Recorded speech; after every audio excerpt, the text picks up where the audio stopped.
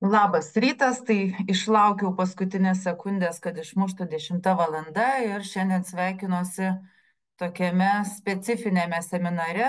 Retokai tenka kalbėti apie religinių bendruomenių prievolės, bet aš manau, kad pats laikas apie tai kalbėti ir praktikos matau, kad tiek valstybinė mokesčių inspekcija, tiek finansinių nusikaltimų tyrimo tarnyba domisi ir šitais juridiniais asmenim, tradiciniam religiniam bendruomenėm.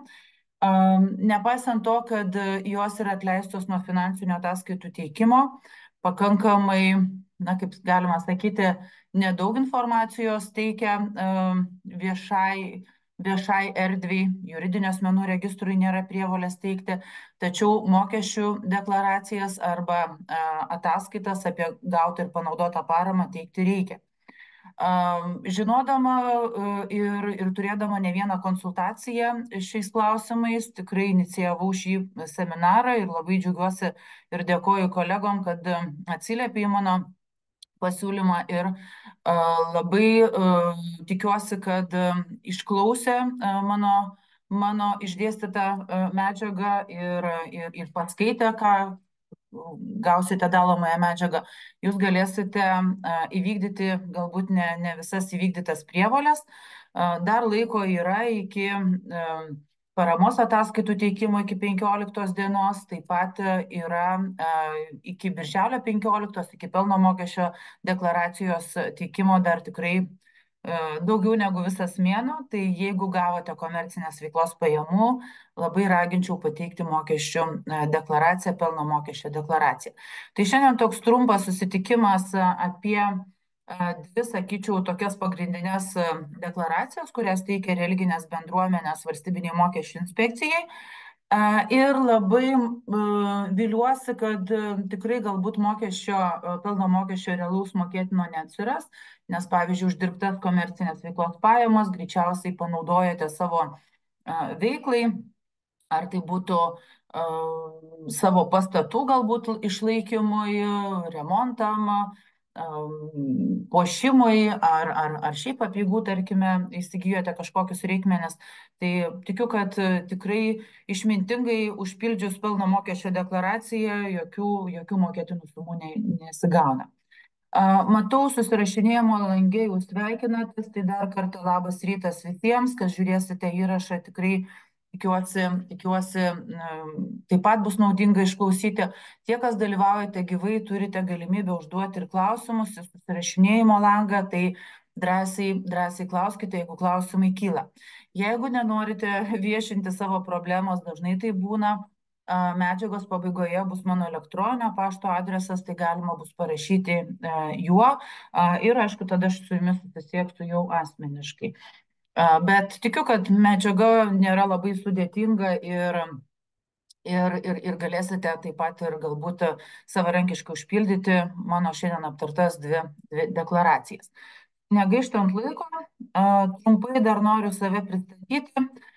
Esu auditorė, prisipažinsiu, kad niekada neteko audituoti tradicinės religinės bendruomenės, nes nėra tokios prievolės jiems, bet konsultuoti teko ne kartą ir netgi darbuotis, padedant susitvarkyti apskaitą, kada ne visai kvalifikuotai darbuojasi tiek patys dvasininkai, tiek kartais jų pagalbininkai, nelabai turintys buhalterinį išsilavinimą. Ir dėl tos priežasties gali atsirasti tam tikrų problemų, tai nelinkiu niekam susidurti su tikrinimais, o tam, kad jų nebūtų, vis dėlto reikėtų žinoti prievolės, kurias mes turim įvykdyti.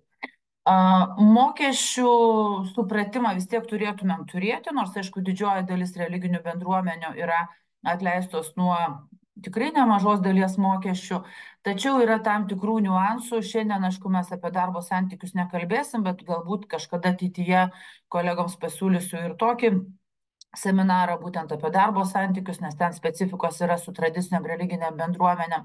Bet išmanyti mokesčius tiek, kiek jums reikia, jūs privalote, o jeigu kyla klausimai, visada galima pasiskambinti į mokesčių inspekciją, tikrai niekas nepuola dėl to tikrinti, jeigu jūs paklausite, užduosite klausimą, telefonas yra viešai skelbiamas 1882. Tai tikrai pati kartais irgi skambinu arba dažnai jau turiu raštiškus atsakymus, jeigu jau reikia raštiškų atsakymų. Tai jeigu irgi klausimų tokių turėsit ir dėl pasikonsultuoti dėl raštiškų atsakymų, galėsiu taip pat suteikti tokią informaciją. Na ir dirbu su jaunais verslais, mentoriauju, padedu jiems įsibėgėti. Tai šitoj vietoj galbūt ta patirtis padeda, vat ir jūs, dirbdami kiekvieną dieną, savo sielovadinį ir kitokį darbą, turbūt turite ir ūkinius reikalus spręsti, tai visada reikėtų pagalvoti, o kaip įvykdyti vieną ar kitą sandorį, kad, kaip sakiau, neatsirastų kažkokių mokesčių prievolių, nes mūsų užduotis neslėpti mokesčio, o sugebėti naudotis visom lengvatom. Ne? Tai yra labai didelis skirtumas. Yra nelegalūs būdai ir yra legalūs būdai. Tai mes šiandien kalbėsime apie tuos legalius būdus, kaip gavus, tarkim, komercinės veiklos pajamų, nemokėti mokesčių, o jūs panaudojat galbūt šitas lėšas savo, tarkime, veiklai, taip pat gavus paramą, kaip ją panaudoti pagal paskirtį, nes gali būti parama panaudota ir ne pagal paskirtį, dėl to vėlgi atsiranda pelno mokesčio prievolė. Tai va, tuos dalykus reikėtų suprasti. Tai pati dirbu savo įkurtoje apskaitos ir audito įmonėje, taip pat turiu ir visuomeninės veiklos, tai prie to ilgai neapsistojam, keliaujam į priekį. Tai čia tokie du pagrindiniai klausimai. Dirbsime šiandien 2 akademinės valandas, tai yra iki 11:30, be jokios pertraukos. Ir manau, kad vieną tą akademinę valandą paskirsim paramos gavimo ir panaudojimo ataskaitai, o kitą paskirsime pelno mokesčio deklaracijai.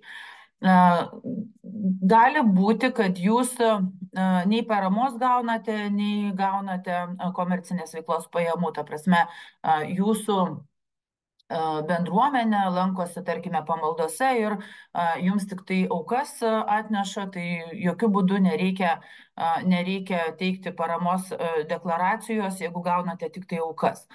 Taip pat neatsiranda ir prievolė mokėti pelno mokestį nuo aukų, jeigu jūs juos panaudojate tinkamai, teisingai ir, aišku, turite išlaidas įrodančius dokumentus.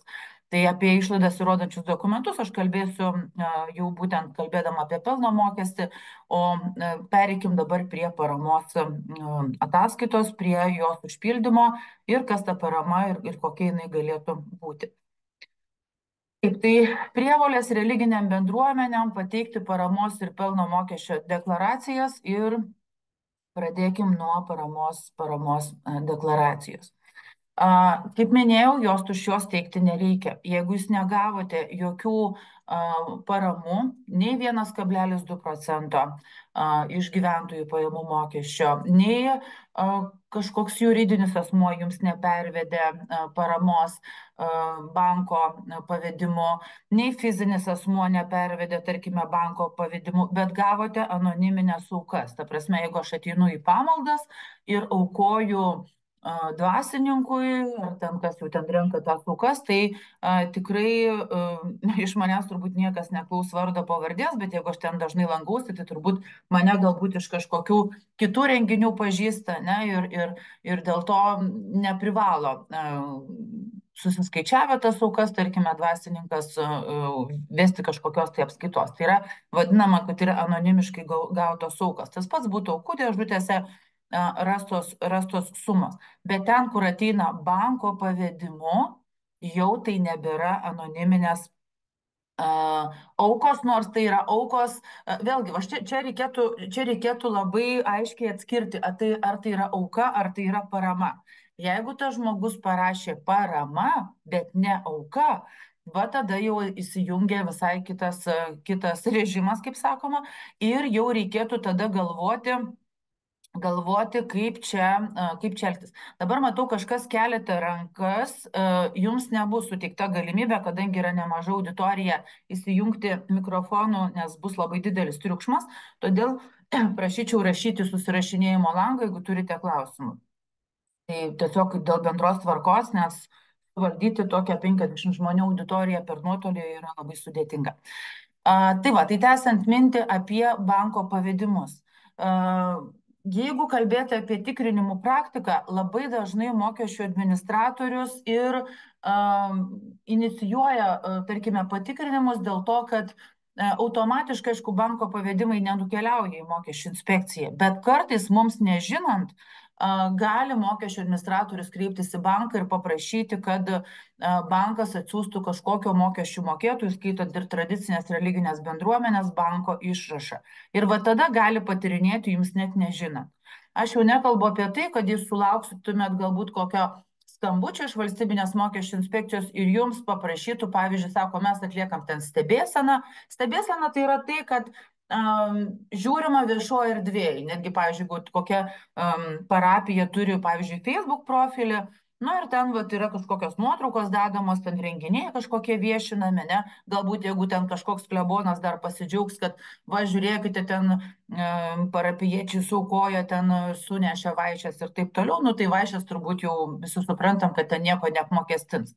Bet jeigu būtų kažkokia kita informacija, kad va, žiūrėkite, pasiremontavom bažnyčios stogą ir geri žmonės suaukojo lėšas, va, gali būti, kad dėl to kils noras, tarkime, atlikti stebėseną. Jokių būdų tai nereiškia, kad čia užsibaigs kažkokiom tai sankcijom, baudom ar delspinigiais, bet kaip tai bus įforminta, aš vat, kiek irgi bendrauju su dvasininkais ir kiek man tenka irgi dalyvauti patikrinimuose, atstovaujant, tarkim, tradicinės religinės bendruomenės, matau, kad ten to supratimo yra pakankamai mažai. Taip, ponia Daiva klausia dėl gautos paramos, jeigu gavot 1,2%. Iš tikrųjų, jeigu tai yra tik tai šita parama, nieko daugiau negavote. Pavedimus peržiūrėjote banko išrašę ir nėra jokios kitos paramos, nei banko pavedimų, nei grinais, nes dabar grinais irgi gali būti parama suteikta, bet visi sandoriai yra ribojami iki 5 000 eurų, taip kad negali būti didesnė parama negu 5 000 eurų, tarkime. Tai tokiu būdu jums, ponia Daiva, šiuo atveju nereikėtų deklaruoti.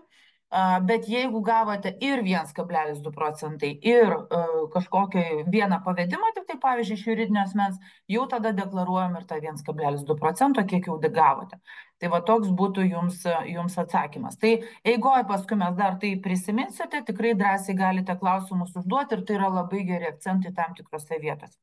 Tai tęsiant mintį apie gautą paramą, reiškia, persižiūrim banko pavedimus, ne, va, jeigu jūs ten tinkamai tvarkydami apskaitą, nes galbūt jūs tvarkote ten rankiniu būdu apskaitą, ar ten Exceliu, neturite visi apskaitos programų, tai siūlyčiau iš karto, jeigu jau tvarkote, tarkime, kažkokiu paprastuoju būdu apskaitą, jau pasižymėti, jeigu matote bent vieną ten pavedimą ar ten grinais gautą paramą, iš karto pasižymėti savo kalendoriuje, pavyzdžiui, kalbant apie 24 metus, nes tą paramos gavimo ir panaudojimo ataskaitą reikės pateikti iki 25 metų, gegužės 15 dienos, nu ten reikia žiūrėti, ar ta 15 diena nebus koks šeštadienis, sekmadienis, tada nusikeltų artimiausią pirmadienį, bet šiaip tai terminas yra gegužės 15 diena metams pasibaigus. Dabar mes čia kalbam apie 23 metus, nes už 23 reikia paramos ir gavimo ir panaudojimo ataskaitą pateikti iki 24 metų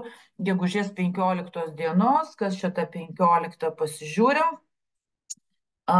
Trečiadienis sekantis, tai reiškia ir tai yra ta diena, niekur nepersikelia į priekį šita visa deklaracija. Ir jeigu jau pateiktumėt 16, šiaip tai mokesčių inspekcija turi įsidarbinusi robotą, vat kaip kokiuose keliuose, kad gali pagauti už greičio viršijimą, taip ir robotas gali pagauti, jeigu jūs nelaiku pateiksite šitą deklaraciją, vadinasi, jau vėluoti tikrai nereikia. Aišku, ne visus ten baudžia, nežinau, kaip jie ten atrenka, ką nubausti, ką nenubausti, bet žinokit, už nelaiku pateiktą deklaraciją jūs gausite baudą. Todėl klausimas visada yra, o ką daryti, jeigu mes nepateikėm už 22 metus, pavyzdžiui. Dabar suvoksite, kad už 23 reikia teikti, laiku pateiksite ir suvoksite, kad ir už 22 metus nebuvo pateikta ir už 21, tarkime, nebuvo pateikta. Jūsų vietoje rekomenduočiau pateikti šitas ataskaitas. Tikrai robotas greičiausiai dėl to jūsų nebus, nes tai yra tokie ankstesni laikotarpiai. Nes jeigu jau inicijuotų jūsų tyrimo patikrinimą, tai dažniausiai už 3 metus ir privertų teikti. Aišku, galite sakyti, o mes čia netikėm kiek metų ir niekas pas mus neatėjo. Gali būti, kad ir neteis, bet aš jums negarantuoju ir tada jau Klauskite turbūt aukščiausiojo, ar ateis ar neateis, ne, jeigu turi tokių galių. Tai čia tiesiog niekas negali jums pasakyti, bet rizika jinai vis tiek išlieka. Todėl geriausia praktika yra visada laiku įvykdyti visas prievolės. Tai čia gavimas. Manau, kad per banko išrašą dažniausiai turbūt jums reikėtų pereiti, pasižiūrėti. Nemanau, kad jūs grinais gaunate tos neanoniminės paramos, kad kažkas atneštų ir ten kokį, nežinau, 1 000 eurų ar kažkiek, ar kelis šimtus jums įteiktų kaip paramą. Dažniausiai tai yra aukos. Vat dabar atskirkit du dalykus - aukos ir parama. Aukos nesideklaruoja šitoj ataskaitoj. Todėl, jeigu kažkas klaustų, sako, noriu aš paaukoti jūsų, tarkime, parapijai, tai tada ir pamokykite tą žmogų, kad rašykite pavedime, kad tai yra auka, ne parama, o auka. Juridiniai asmenys aukų teikti negali pagal labdaros ir paramos įstatymą, jie turėtų teikti paramą ir tokiu atveju jie dar ir pasinaudoja pelno mokesčio lengvata, kada gali susimažinti dėl teiktos paramos, tarkime, savo apmokestinamąjį pelną. Taip kad tikrai jau čia nemokykite, kad jie rašytų auką, jie rašys parama. Dabar kas dar yra svarbu? Yra svarbu jums kaip tradiciniam religiniam bendruomenėm išsaugoti paramos gavėjo statusą. Pasitikrinti jį galite valstybinės mokesčių inspekcijos svetainėje vmi.lt, aš gal parašysiu, jeigu jūs rečiau lankotės, ypatingai jeigu galbūt dvasininkai klauso šį seminarą, galbūt rečiau jie lankosi VMI svetainėje ir pagrindinėme puslapyje yra duomenys apie juridinius asmenis, ten įvedę savo parapijos įmonės kodą, juridinio asmens kodą, jūs matysite priklausomą grupę ir ten turėtų būti, kad priklauso paramos gavėjo statusą, tarkime, turi. Saugoti šitą reikia kaip gerą vardą, ne kaip žmogus, kad turi gerą vardą, sako, padaryk kokią nors nusikaltimą ar nesąmonę, sugadinsi gerą vardą ir ilgai to vardo, tarkime, neatgausi žmonių akise. Čia su paramos gavėjo statusu yra irgi tam tikras laikotarpis. Jeigu netenki paramos gavėjo statuso, tai gali būti, kad neteksi ten kokiem 3 metam, nes bus parapija, tarkim, įtraukta į nepatikimų mokesčių mokėtojų sąrašą, tarkime, kad bus nesumokėti kažkokie mokesčiai 15 000 eurų arba nelegalus darbuotojas bus rastas. Tai va šitoj vietoj galite netekti paramos gavėjo statuso, todėl negausite 1,2% paramos ir jūs negalėsite gauti iš juridinių ir fizinių asmenų paramos. Ta prasme, jau jinai turėtų būti laikoma kaip apmokestinamosios pajamos. 15% gyventojų šitas pelno mokestis turėtų būti mokamas. Todėl saugoti savo paramos gavėjo statusą reikia ir laiks nuo laiko jį reikėtų pasitikrinti. Tai čia tada, kada galima gauti ir kada yra uždarytas kelias į paramos gavimą. Bet šiaip tai, jeigu jūs ir prarasite paramos gavėjo statusą, jūs kaip tradicinė religinė bendruomenė ir toliau turite teisę gauti aukas ir tinkamai tas aukas panaudoti. Dabar kaip, jeigu grįžtant prie paramos, kaip tą paramą galima panaudoti? Paprastai paramą naudojam jau vėlgi savo, tarkime, ten, nežinau, kaip vadinasi, įstatai, nuostatai ar ten kažkoks kitas pavadinimas, reiškia, jūsų juridinį asmenį, reiškia, tradicinę religinę bendruomenę reglamentuojantis tas vidinis teisės aktas. Tai ten turėtų būti pasakyta greičiausiai, kad jūs ten sielovodį naudojate, ten apeigų, reiškia, išlaikymų ir taip toliau, ne? Tai reiškia, galite už tą paramą samdyti kažkokią ten valymo firmą, kuri jums išvalys, tarkime, ten patalpas, ar įdarbinti savo, tarkime, kažkokius tai darbuotojus. Nu, įdarbinant darbuotojus GPM-as nemokamas, bet sodra yra mokama, tarkim, jeigu ten iš aukų, tarkim, išlaikote savo tos darbuotojus, tai va, aišku, tada tie tikrieji darbo santykiai atsiranda, bet paprastai tie patarnautojai, jie jau eina tiesiog kaip savanoriško darbo pagrindais ir jokios ten algos, tarkime, negauna. Tai čia dažniausiai to darbo užmokesčio nėra dengiama, tarkime, paramos lėšomis. Bet reikėtų rinkti dokumentus, tarkime, ką jūs ten įsigyjate, ar jūs kažkokias valymo prekes įsigyjate, ar įsigyjate gėlės, ar žvakes, ar literatūrą kažkokią, tarkime, įsigyjate ir tuo atveju tai yra tinkamai panaudota parama. Geriausia būtų, kad dvasininkai būtų išlaikomi iš aukų, tai reiškia, kad kiek jau ten tos aukos yra surinktos ir kiek jūs galite išlaikyti dvasininką, kad nei iš paramos lėšų ir nei iš komercinės veiklos uždirbtų pajamų. Geriausia, kad tiek paramos, tiek ir uždirbtos komercinės veiklos pajamos būtų padengiamos, tarkime, išlaidas patvirtinančiais dokumentas, kaip sakiau, arba tai yra legalus darbo užmokestis, kur yra įdarbintas darbuotojas, arba renkate sąskaitas, ten už elektrą mokate, už komunalinius patarnavimus ir taip toliau. Turim klausimą. Ar religinė bendruomenė kaip juridinis asmuo gali skirti auką banko pavedimu kitai religiniai bendruomeniai? Taip, gali. Tai šiuo atveju irgi pasitikrinkite, kad ta kita religinė bendruomenė turėtų paramos gavėjo statusą ir jūs taip galėsite panaudoti savo šitas lėšas irgi, kaip sakoma, kaip leidžiami atskaitimai bus. Tik tai, jeigu ten 100 eurų pervesite, tai tiek ir bus, čia negalioja ta dviguba taisyklė tokia. Taip galite, tik tai pasitikrinkite paramos gavėjo statusą. Tai va, tai čia būtų. Tada dar papildomai viena ataskaita būtų, reiškia, kad jūs suteikėte paramą. Nes aš čia šiandien daugiausia esu pasiruošusi kalbėti apie paramos gavimą, šiuo atveju būtų ir suteikta parama. Tai manau, kad tokia įžangėlė, tokia bendros pastabos, bendros rekomendacijos. Dabar įdėjau ištraukėlę iš labdaros ir paramos įstatymo. Aš šiaip tai labai mėgstu kalbėti oficialiais teisės aktais. Aišku, kalbu ir žmonių kalba, bet kur yra ir kas parašyta, ne? Tai va šiuo atveju aš paryškinau, kad paramos gavėjas galėtų būti religinės bendruomenės, bendrijos ir religiniai centrai. Bet, kaip sakiau, visada pasitikrinkite, ar turite tą galiojantį paramos gavėjo statusą, nes gali būti, kad padarius kažkokį tai pažeidimą, jums tą statusą gali kažkuriam laikui atimti. Dabar, kalbant apie paramos gavimo ir panaudojimo ataskaitą, tai nuo 23 metų yra pildoma šitos ataskaitos FR 0478 formos 6 versija.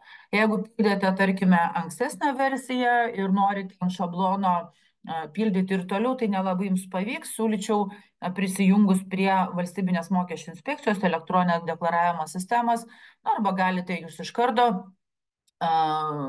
virtualiai pildyti, online pildyti, arba galite parsisiuntę formą užsipildyti savo kompiuterį ir paskui ją pateikti. Čia kam kaip labiau patinka.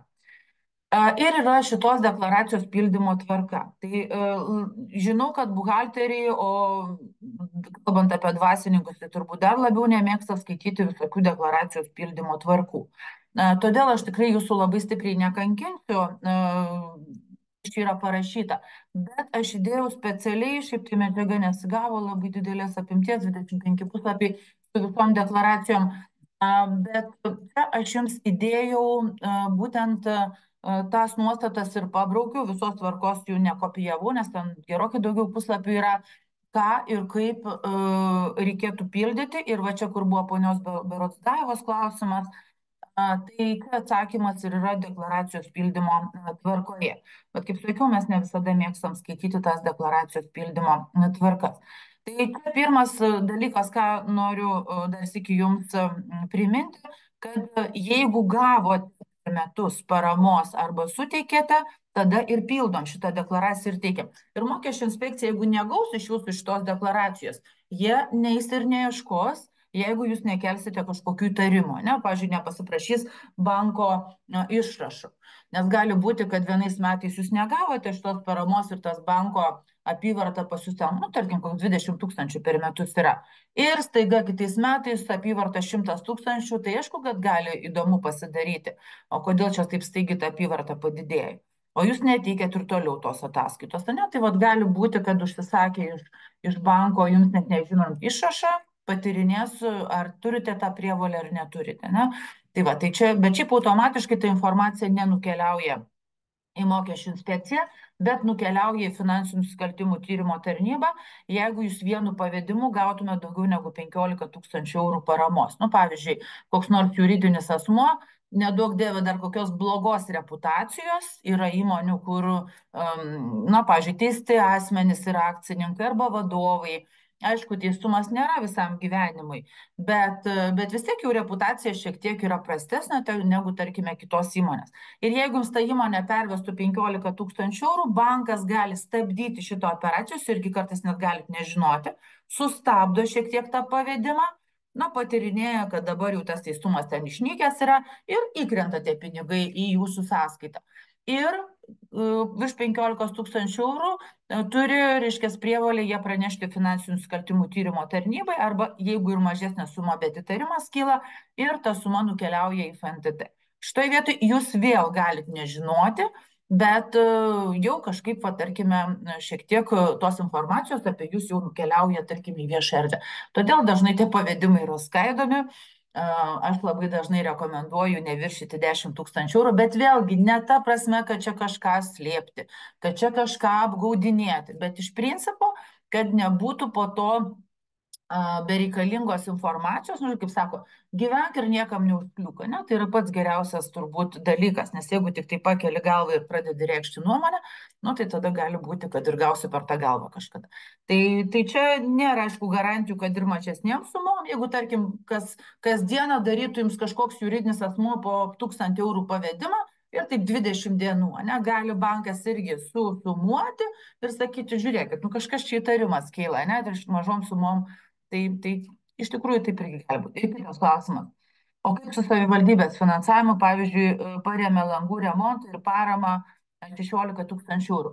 Čia nieko blogo, aš manau, kad net ir bankas nestabdys tokio pavedimo ir jums nieko deklaruoti nereikia, nes deklaracijos pildymo tvarkoj biudžetinės lėšos nesideklaruoja. Ir kitas klausimas, o kokios prievolės atsiranda, jei prieš tai buvusi buhalterė deklaraciją pildė visas aukas, dotacijas, kurių nereikia deklaruoti. Ar turėtumėm dabar tikslinti, nes šių metų deklaracijų man atsiranda ženklus piniginių lėšų sumažėjimas lyginant su praėjusiais metais. Jo, va čia yra įdomus atvejis, kai kartais dirba nelabai kvalifikuoti buhalteriai, o kartais ir patys dvasininkai pildo šitas ataskaitas ir kaip jiems saulė sušviečia tą dieną, taip jie ir supildo. Dabar jūsų vietoje, ponia Ingrida, aš turbūt nieko nedaryčiau. Yra pateikta ta ataskaita, nu, ten suvirškino mokesčių inspekcija jau, nu, tai šiemet parodykite tikrai teisingas tas sumas. Jeigu taip atsitiktų, kad mokesčių inspekcija susidomėtų, aišku, jis galbūt būkštoja dėl to, kad kodėl toksai ženklus sumažėjimas, ne? Bet aš manau, kad nereikia tų labai svyravimų labai stipriai bijoti. Galbūt nieko blogo, jeigu jūs ir netikslintumėte. Ne? Aš labiau kalbėjau apie tai, kai visai nėra pateiktos ir staiga atsiranda ta ataskaita. Ne? Bet jeigu jos buvo teiktos, nu, praeitais metais daugiau, šiemet mažiau, spręskite pati, jeigu turit laisvo laiko, tai gal jūs ten pakoreguokit, jeigu gaila jums savo laiko eikvoti, tarkim, aš jūsų vietoj nieko nedaryčiau šitoj.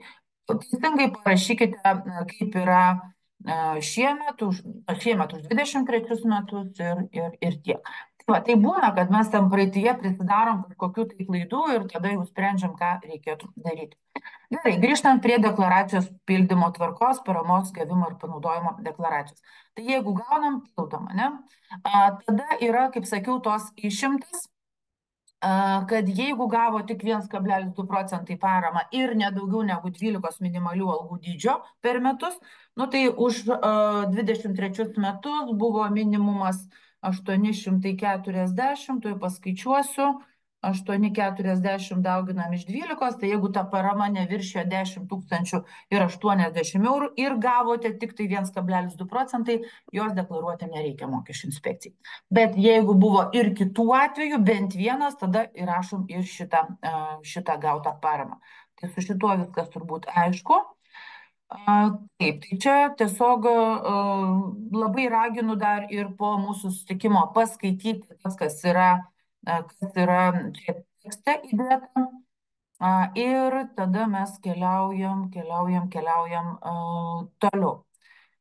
Bet jeigu virš 10,10 080, ane, reiškia daugiau negu 12 minimalių algų, nu, tai turbūt retai kas gauna tokias didelės paramas, nu, nebent ten kažkokios labai daug bendruomenės sutraukiančios religinės reiškia daug dirbančių žmonių, tarkim, jungiančių, tai tada galbūt ir turėsite tą didesnę negu 10 080 eurų iš 1,2 procentai paramą. Tada čia, kaip prašo, nuo 1 euro yra deklaruojama.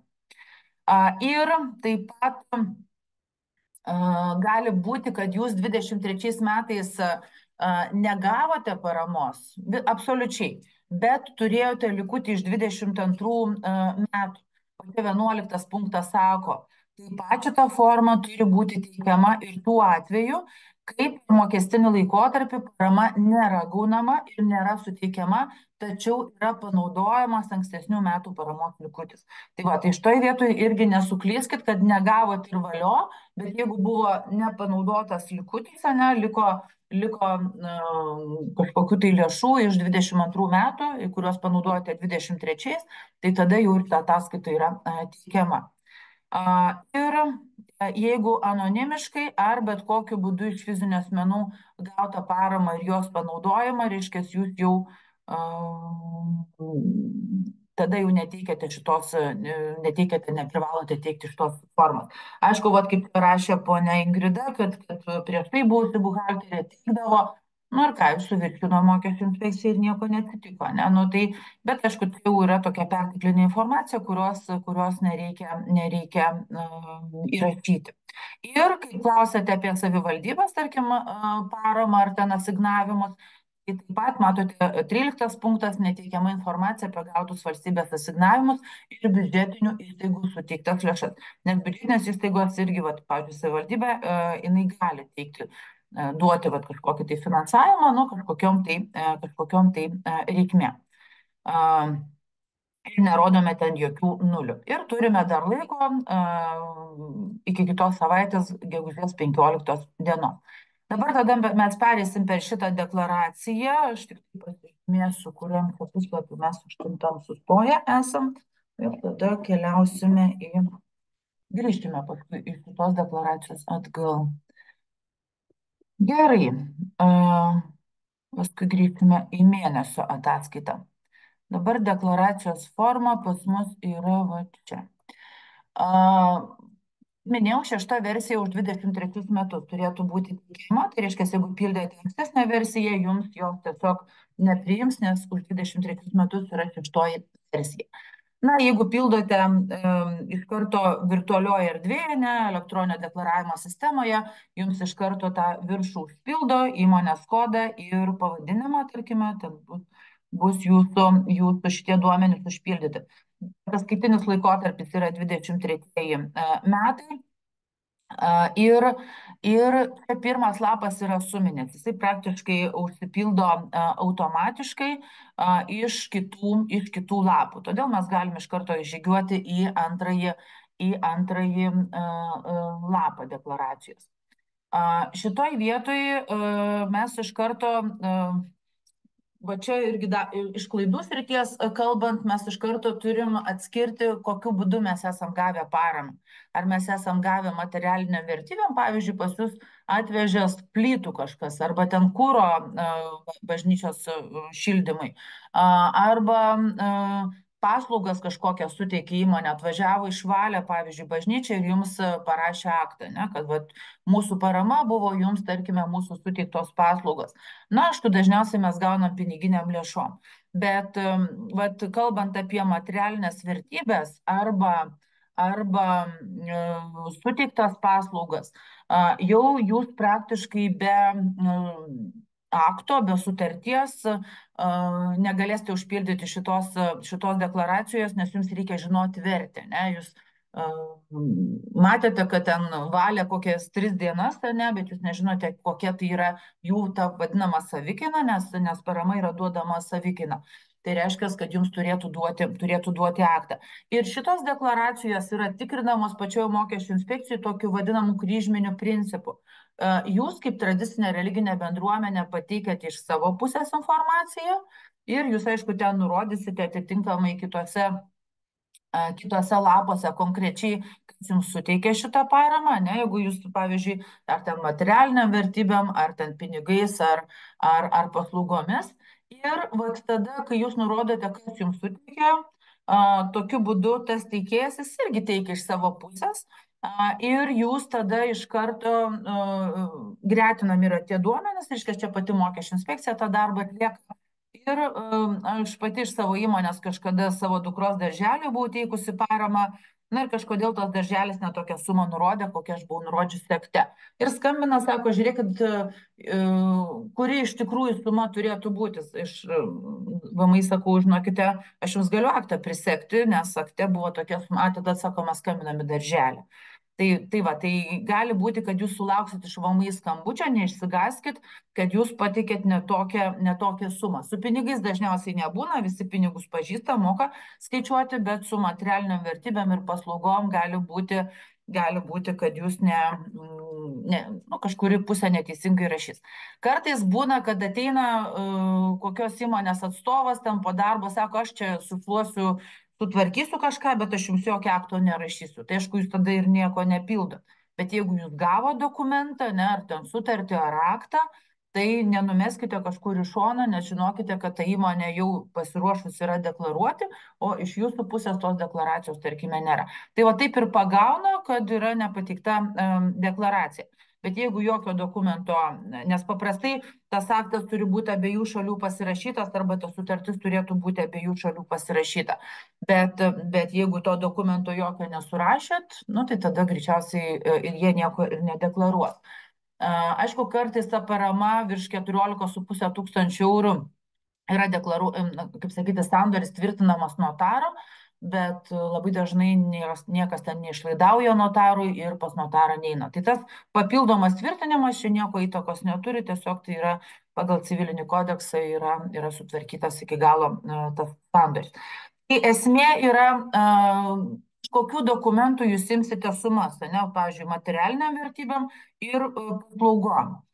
Jeigu pinigais, dažniausiai susirenkam iš banko pavedimo, ir jeigu ne vieną kartą paukoja, pavyzdžiui, ten kokią nors paramą suteikia, kaip jeigu teisingai, paramą suteikia, pavyzdžiui, vieną kartą 10 000 eurų, ten kokį sausio mėnesį 23 metų ir kokį nors birželio mėnesį, tai šiuo atveju jūs ir pinigais rodysite iš to juridinio asmens gauta, kad yra 20 000 eurų. Tai va čia jau būtų apie tarkime, tą gautą paramą konkrečiai pagal tą juridinį asmenį. Ne? Nu, ir vat, trečiame lape jūs jau ten turite išdetalizuoti, kur kokiom prekiam, paslaugom ar piniginiam lėšom yra suteikta šita parama. Dabar tas suminis lapas, ne, reiškia, gautos paramos panaudojimas, reiškia, yra 20 laukelis paramos likutis metų pradžioje, tai va, kaip matėm iš pačios deklaracijos pildymo tvarkos, jeigu jūs per 23 nieko negavote, bet turėjote paramos likutį 22 metų gruodžio 31 dienai ir jį panaudojate per 23 metus, jums va, tas likutis praeitų metų deklaracijų turėjo būti likęs kažkokią sumą ir tą pačią sumą atsikeliam į 23 metus, tarkim, į sausio 1 dieną. Tai va čia irgi, kad sutaptų sumas, kad jeigu jūs pateikėt skirtingą likutį, tai galbūt, va, ponia Ingridai, kai atsakinėjau, gali būti, kad jums nesutaps tas likutis, ne? Tai tada turbūt jau logiška būtų patikslinti šitą praeitų metų deklaraciją, kad tas paramos likutis jums tiktų. Matau klausimas įkritęs. Jo, ponia Reda, teisingai supratote, kad nei auka, nei parama yra nedeklaruojama. Aš pradžioje gal užsiminiau labiau, kad pavedime gali būti parama ir iš fizinio asmens. Bet matom, pildymo tvarkotės pasakyta, kad iš fizinio asmens mes nedeklaruojam, bet geriau tos fizinius asmenys pamokyti, kad jie rašytų aukos. Nes iš mokestinės pusės aukos yra tikrai mažesnė rizika negu kad ten parama, o dar nedaug dėl už kokias prekes parašys ar ten paslaugas. Ne? Nu, savotiškai ten koks nors tas mišių užsakymas yra paslauga, ne, kurią dvasininkas suteikia, atlieka, bet iš principo tikrai geresnis parašymas būtų auka. Ir likučių buvusių buhalterio nepalikdavo, viską panaudodavo, tai man taisyti tikrinti nereikės. Tai gerai. Galbūt jums tie likučiai liks, ne, ir jūs jau tada elkite teisingai. Gerai, grįžtant prie šitos deklaracijos, tai 21 laukelis yra suminis, ane, jisai užsisumuoja visa panaudota parama iš ir kokiem tikslam, ane, reiškia, ten saviems tikslam. Savi tikslai yra tiesiog vat jūsų, kaip sakiau, parapijų išlaikymui, remontui, komunaliniam patarnavimam dengti, ten, kaip sakau, žvakes, gėlės perkate ir viską, ką jūs tiesiog panaudojate. Greičiausiai jūs 22 eilutę dažniausiai pildysite. Čia kažkas, kur klausėte, kad jūs teikiate paramą, pavyzdžiui, kažkam, ne, vat kitai religiniai bendruomeniai, tai tada jau būtų 23 eilutė pildoma, vėlgi pinigais ar paslaugom ar ten materialiniam vertybėm. Ir aišku, kitos eilutės, nu čia likviduojant ekstremalę situaciją ir šalinant padarinius, turbūt 24a čia retesnis atvejis būtų. Tai tikrai greičiausiai labiausiai pildysite 21-22 eilutės. Galite sudurti su tokia situacija, kad prašo iš jūsų, tarkime, ten aukoti, ten, nežinau, vargšam kokiem nors ar dar kažkam. Šiaip tai jūs kaip tradicinės religinės bendruomenės, aišku, irgi galite teikti labdarą paramą, bet klausimas, jeigu čia aukų jūs nerašote gavimo, tai paprastai jūs ir neaukojate iš paramos lėšų, ne? Tai 25 laukelis čia irgi neužsipildytų. 26 yra suminis, kuris keliasi į sekančius atveju būtų į 24 metus. Reiškia, 24 sausio mes atsikelsime šitą likutį. Čia kaip ponia Ingrida rašė, kad panaudoja už kiekvienus metus, nu klausimas, jeigu lieka banko sąskaitoje, tarkime, kažkoks tai pinigų likutis, nu, aišku, ten neaišku, ar yra iš 1,2 procentai, ne, nes ten spalį, kada mokesčių inspekcija perveda skirtingai kiekvienais metais. Ar būtent dėl to lieka tas likutis banko sąskaitoje pas jūs, tarkime, tradicinės religinės bendruomenės.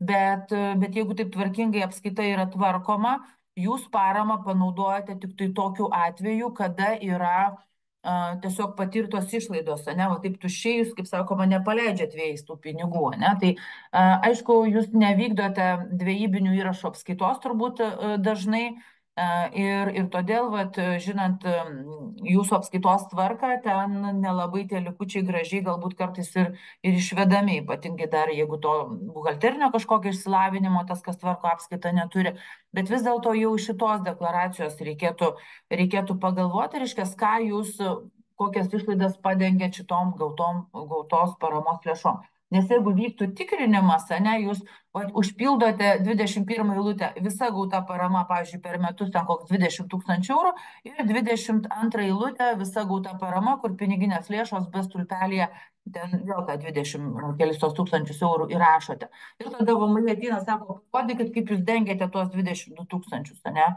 Ir sakot, ne, mes nerenkam apskaitos dokumentų.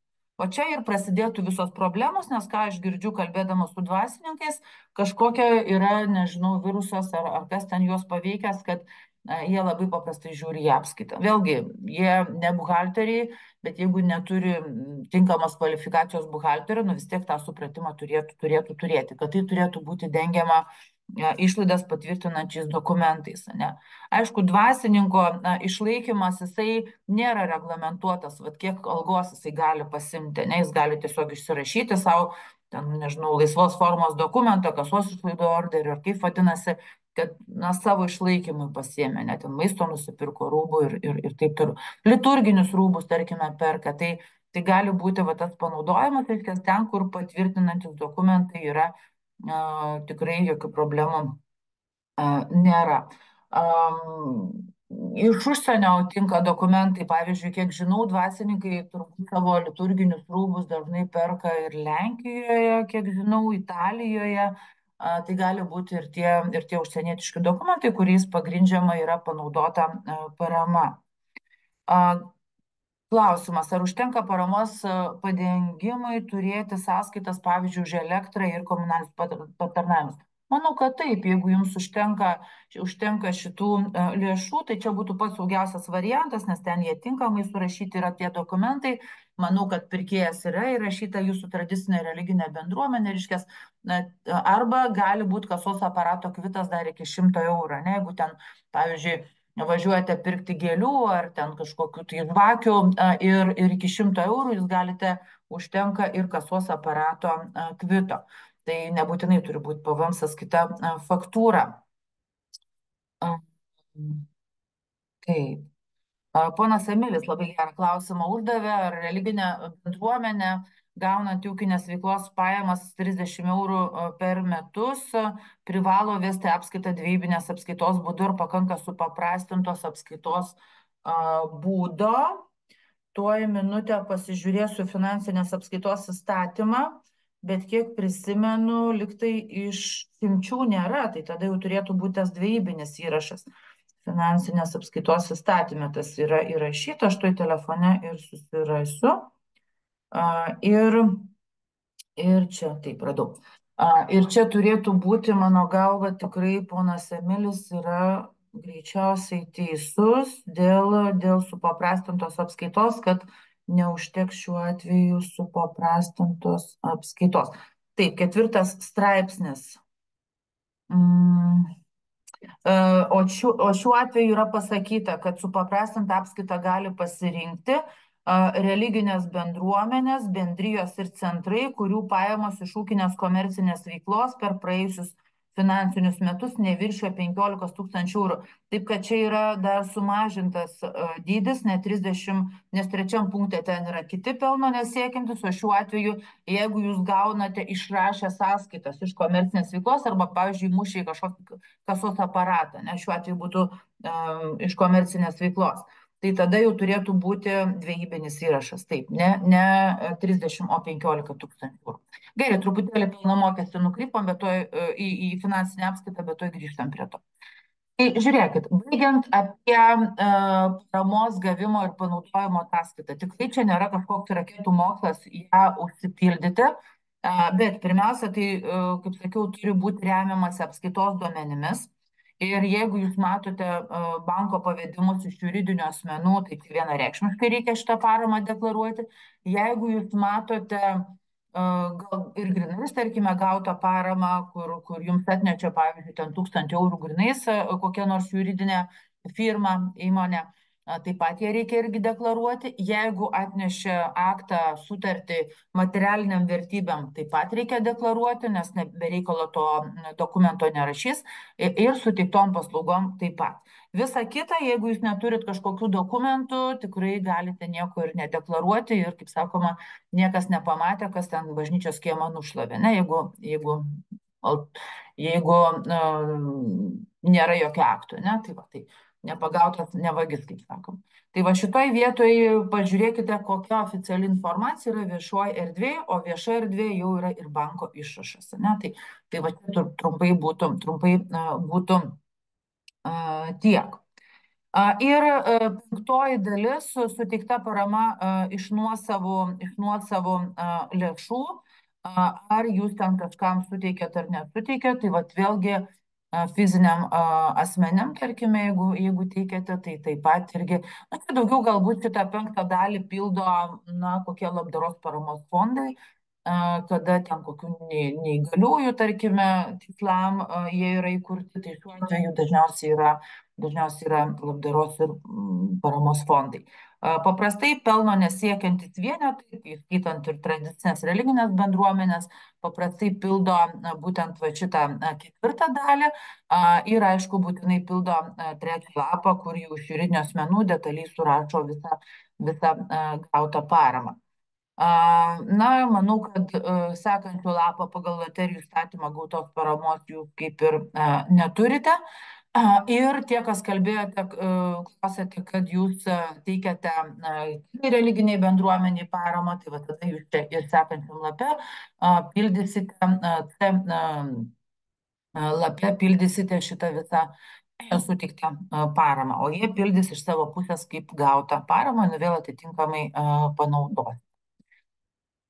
Tai va, tai čia jau mes PLN deklaraciją nukeliavom. Tai manau, kad apie metinę deklaraciją tiek, dabar mes grįžtame į 8 puslapį, pakalbėsiu apie mėnesinę deklaraciją, kada ją reikia pildyti ir gali būti, kad kai kas to darbo irgi esate nepadarę. Reikia ne pražiopsoti, galbūt taip reikėtų pasakyti. Yra dar viena paramos gavimo ataskaita, jinai vadinasi PLN 203. Oi, palaukit truputėlį, išjungiau mūsų chatą. Ir šitą deklaracijos formą mes pildom tik tokiu atveju, kada bėgant metams, kad būtų lengviau, paimkim 24 metus.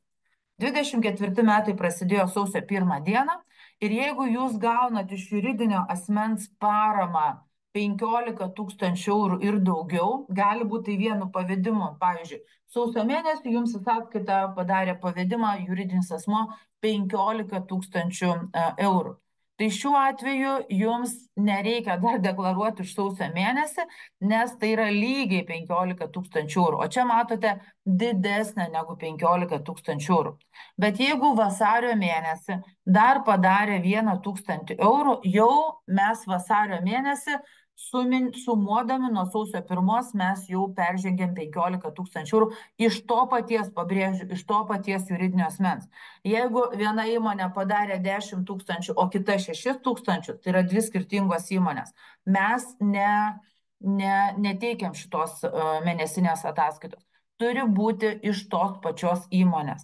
Ir gali būti, kad jūs sudarysite sutartį su kažkokia labai dosne organizacija, kuri kiekvieną mėnesį po 10 tūkstančių jums perves paramos. Vadinasi, sausį pervedė 10, nedeklaruojam, vasarį pervedė 10, jau deklaruojam, nes sumoje iš tos pačios įmonės jau yra 15 tūkstančių eurų. Ką dabar daryti, jeigu nedeklaravote? Kadangi matote, jeigu iš vienos įmonės, kaip sakiau, geriau, kad vienu kartu tas pavedimas nebūtų 15 tūkstančių eurų, bet sumiškai gaunasi jau žiūrėkite, kokiuose mėnesiuose jums reikėjo va šitą ataskaitą teikti. Galbūt jūs teikėte už vasarį, kovą nieko papildomai nebuvo, netikėte ten vėl kažkokį. Todėl tie, kas dabar už metus užsipildysite ir matysite, kad iš vieno juridinio asmens yra gauta parama virš 15 tūkstančių eurų, nu tai atgalinę datą užsipildykite ir va šitas PLN 203 formas būtent už atskirus mėnesius ten, kur reikėjo užsipildyti. Tai va toks irgi labai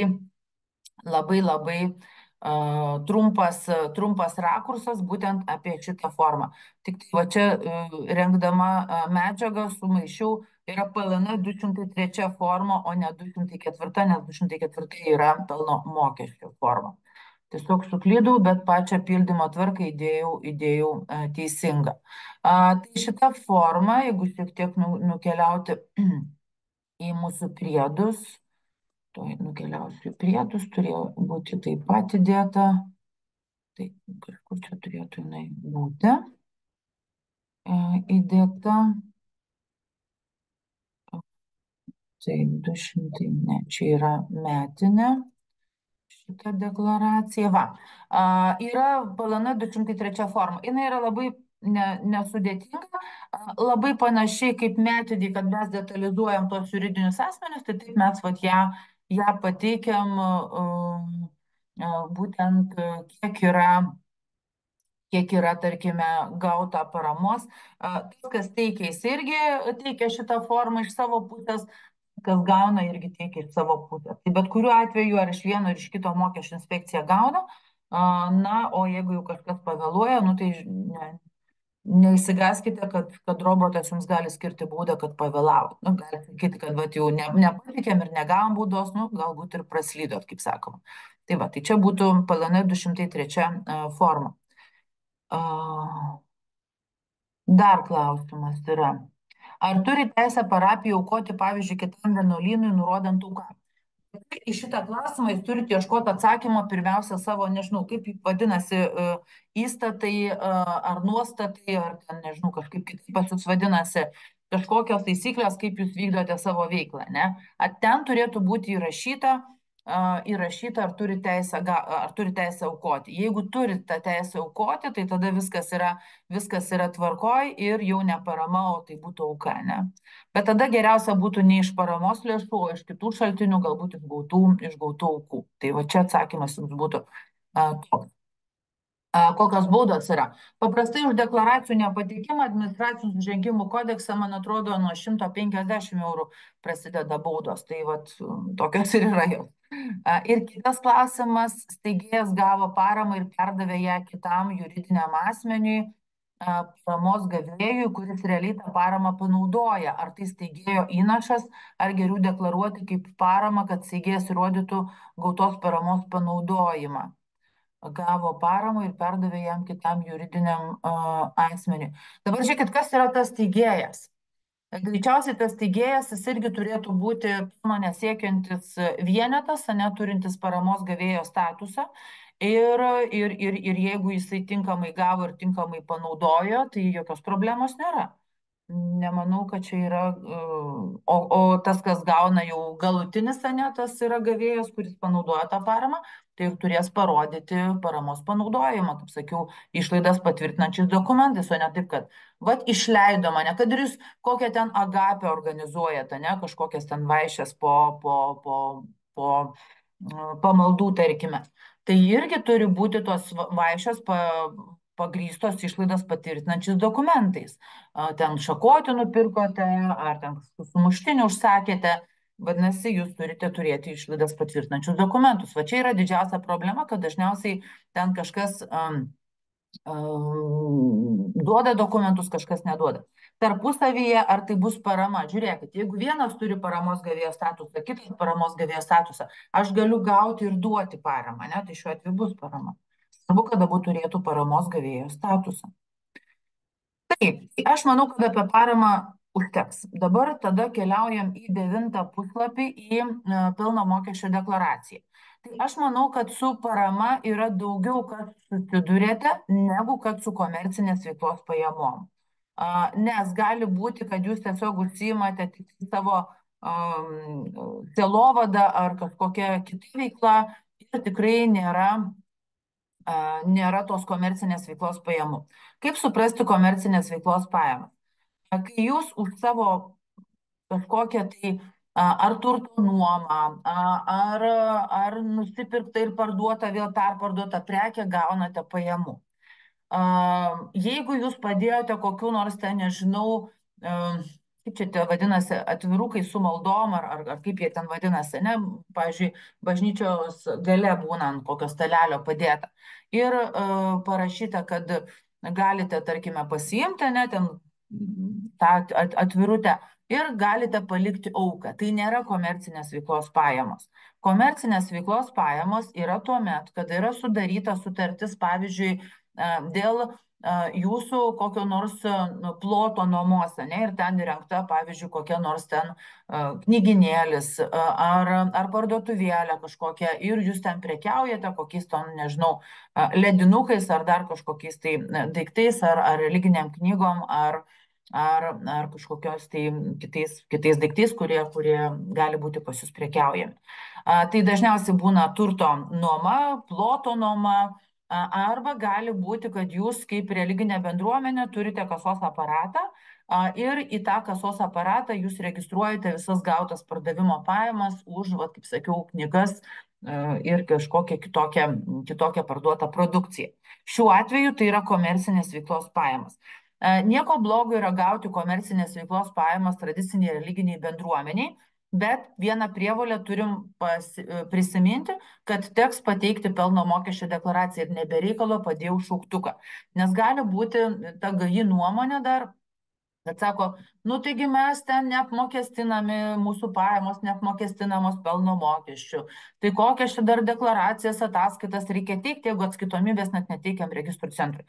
Tai dėl šitos priežasties labiausiai ir norėjau suorganizuoti šitą susitikimą, dėl to, kad tiesiog aiškiai ir garsiai pasakyti, kad jeigu tik tai gavote komercinės veiklos pajamų, žmonių kalba kalbant, įmušote į kasos aparatą kažkokią sumą, išrašėte sąskaitą ir gavote grinais pajamų, išrašėte sąskaitą ir gavote pavedimu pajamų.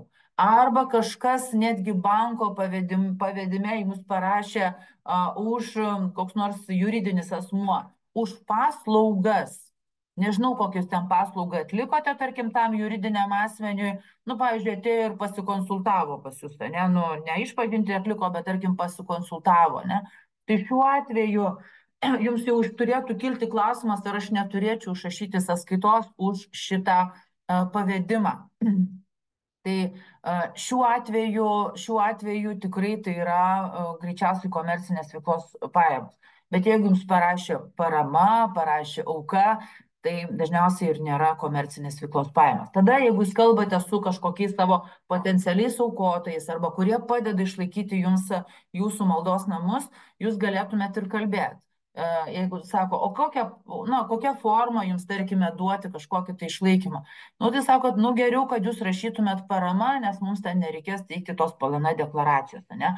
Tai jeigu jau galit kažką pakeisti, bet jeigu jau įvyko tas faktas, jūs jau niekaip neištrinsite banko išrašę to teksto ir va aš, kur dabar darbuojuosi su ta tradicinė religinė bendruomenė, kurią užpuolė finansinių nusikaltimų tyrimo tarnyba, tai ten didžiosios problemos ir ėjo per banko išrašus. Jie mokėjo nelegalų darbo užmokestį, pavedime rašydavo darbo užmokestis, o nei vieno darbuotojo, tarkim, nebuvo įdarbinta. Jie gaudavo pajamas už parduotas knygas, nei ten sąskaitų išrašė, tarkime, tom pajamom. Nu, įvairiausių negerų dalykų buvo pridaryta ir dabar ten vargstam, bandom iškuopti tą visą pridarytą jovalą, kaip sakoma. Tai va štai vietoj yra problema.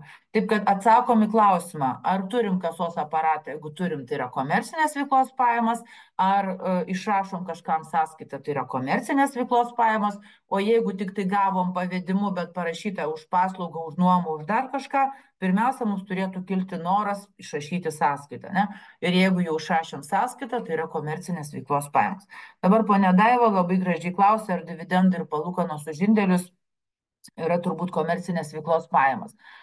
Jeigu esate investavę į kažkokį tai juridinį asmenį ir gavote dividendus, greičiausiai jie ten jums gali būti neapmokestinami, nes ilgiau negu ten kokį 12 mėnesių galbūt laikote šitas akcijas. Tai šiuo atveju taip pat būtų komercinės veiklos pajamos.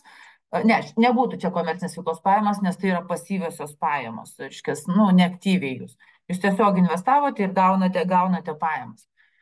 Ir palūkanos už indėlius taip pat nėra komercinės veiklos pajamos, nes jūs tiesiog gaunate tas vadinamas pasyvėsis pajamas. Čia šiuo atveju reikia aktyviai kažką padaryti, ne, vat, kaip sakiau, parduoti knygą, išnuomoti kažkokį tai plotą, bet aišku, va, tas jūsų gautas pajamas jūs irgi tinkamai turit panaudoti, ne, pagal paskirtį, o ne kažkur nurašo vieną sumą, vat, ką aš irgi kartais girdžiu, kad koks nors dvasininkas, kuris tvarko pats savo tradicinės religinės bendruomenės išlaidų knygą ir jisai 10 000 eurų parašo išlaidos.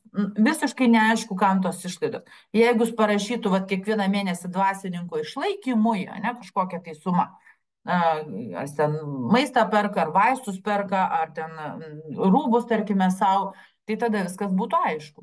Bet šiuo atveju, jeigu kažkokios neaiškios išlaidos, va čia problemos ir gali būti. Gerai, keliaujam tada į mūsų pelno mokesčio deklaracijos pildymo tvarką.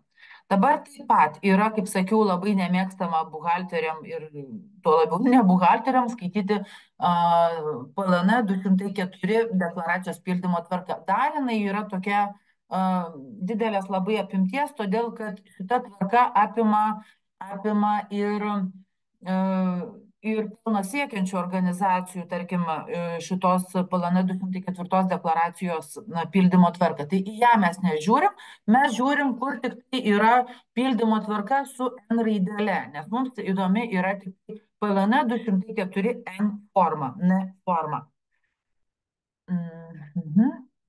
Ir dar ponas Algirdas labai gerą klausimą uždavė, tradicinė religinė bendruomenė išrašė sąskaitą skirtą kompensuoti patirtas išlaidas.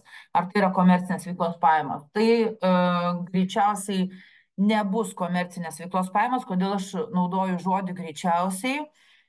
Nes jeigu tikrai jūs patyrėte tas sąnaudas, pavyzdžiui, elektros energijos ir išrašėte tą vadinamą laisvos formos dokumentą, čia gali sąskaitos ir nebūti, čia gali būti prašymas kompensuoti patirtas sąnaudas, tai šiuo atveju nebus komercinės veiklos pajamos. Pavyzdžiui, patyrėte 100 eurų elektros energijos sąnaudas ir išrašėte 80 eurų, kad jums kompensuotų, nu arba tą patį 100. Bet jeigu jūs išrašysite 150 ir neturėsite tokių išlaidų, ne, va šitoje vietoje galima sakyti, kad jūs 50 eurų turite komercinės veiklos pajamas. Todėl aš tą žodį greičiausiai panaudojau, ne. Jau reikėtų labai aiškiai atsakyti, vat kada su manim irgi konsultuojasi tiek dvasininkai, tiek ten dirbantis buhalteriai, sako, nu tu ir įkyri, sako, aš uždaviau vieną klausimą, tu man 10 atgal. Ta prasme, norint tinkamai atsakyti į tą klausimą, aš turiu labai aiškiai žinoti tiksliai, kokios tos sąnaudos bus kompensuotos. Ir paprastai kalbant, jūs neturite uždirbti pelnų iš to kompensavimo. Jeigu jūs patyrėte 100 eurų, tai daugiausiai jums ir gali 100 eurų kompensuoti. Bet jeigu jums šiek tiek suveikia tas toksai noras pasipelnyti, ne, va tada jūs turėsite komercinės veiklos pajamas. Tai va čia būtų turbūt atsakymas toks. Gerai, grįžtam prie PLN 204 N deklaracijos formos. Dabar terminas, kaip minėjau, birželio 15 diena. Jūsų finansiniai metai, tikiuosi, sutampa, arba ataskaitiniai metai sutampa su kalendoriniais, bent jau nesu girdėjusi, kad tradicinės religinės bendruomenės turėtų kitus metus. Pataisykite, jeigu yra kitaip, bet kiek esu susidūrusi, tai yra sutampa su kalendoriniais. Arba jūs galbūt net nesusimastėte. Jeigu net nesusimastėte, tai reiškia sutampa su kalendoriniais. Vadinasi, jūs tiesiog iki birželio 15 turėtumėt pateikti šitą formą. Kaip sakiau, jeigu negaunate komercinės veiklos pajamų, jūs šitos formos neteikėte. Gali būti, kad jūs vienais metais gavote komercinės veiklos pajamų, kitais jau nebegaunate. Vadinasi, tais metais, kuriais gavote, pateikėte, tais metais, kuriais negaunate, neteikėte šitos formos, nes jūs tiesiog negavote komercinės veiklos pajamų.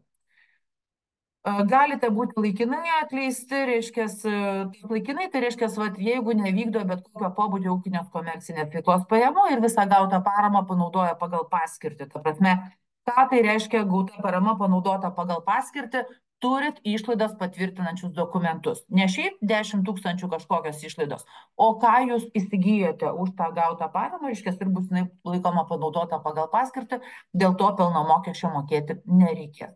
Na ir dar iš vieno paramos teikėjo, aš kur kalbėjau apie 15 000 eurų sumą, tai aš kalbėjau, ten reikėtų galvoti, kad tai pavedimu yra suteikiama šita parama ir mes ten teikiam paramos ataskaitas. Bet 200 MGL šiemet yra 55 eurai MGL, tai būtų 13 750. Na, jau grinais nereikėtų imti didesnės paramos negu kad būtent 250 MGL. Nes jeigu jūs gausite grinais pinigais, kad ir ne per vieną kartą iš vieno juridinio asmens, jums viršijanti dalis, tą 250 MGL, 55 eurai MGL suma šiemet yra, tiesiog įvedę į Google jums išmes šitą sumą, kiekvienais metais jinai šiek tiek didėja. Tai šiuo atveju jums reikėtų apmokestinti gaunamą didesnę negu 13 750 eurų sumą iš vieno juridinio asmens. Bet jeigu vienas jums 5 000 grinais juridinis, kitas 5 000 grinais, trečias dar 5, tai čia nieko apmokestinti nereikės, nes iš vieno nėra tų 250 MGL. Tai du tokie pagrindiniai atvejai būtų, 3 galbūt, komercinės veiklos pajamos, teikiam šitą deklaraciją, ne pagal paskirtį panaudota parama, bet aš manau, kad jūs būsit protingi po šito susitikimo ir jūs mokėsit tinkamai panaudoti paramą, rinksit išlaidas patvirtinančius dokumentus ir grinais nebūsite gavę paramos daugiau negu 250 MGL. Taip, tai manau, kad šituos atvejus mes išsiaiškinom. Ir dabar keliaukim į pačią deklaracijos formą. Čia šiek tiek gali kai kam būti komplikuota, ypatingai jūs, jeigu neturite buhalterinės patirties ir gali šiek tiek būti sudėtinga. Bet manau, kad išsiaiškinsim vienaip ar kitaip.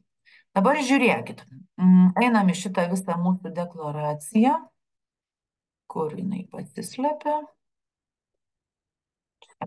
Va. Yra už 23 metus teikiama PLN 204 N deklaracijos 07 versija. Jeigu anksčiau teikėte ankstesnės versijas, tai geriau, kaip sakiau, ant šablonų jūs nepildykite, nes jums mes klaidas, todėl kad yra atnaujinta versija. Nieko ten stipriai nepasikeitė, bet jeigu jau galioja nauja versija, jums senos versijos nepriims.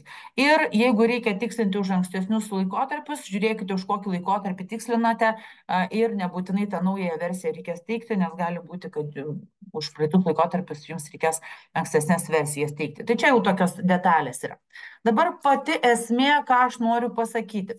Pati esmė, aš čia pradžią tą visą galvos pildymą jums per daug neakcentuosiu, vėlgi įmonės kodas, pavadinimas ir vidutinis sąrašinis darbuotojų skaičius. Atkreipkite dėmesį į 4 laukelį sąrašinis darbuotojų skaičius. Jeigu jūs turite patarnautojus, vargonininką, zakristijodą ar kažkokius kitus, kurių nesate įdarbinę, jie nėra jūsų darbuotojai.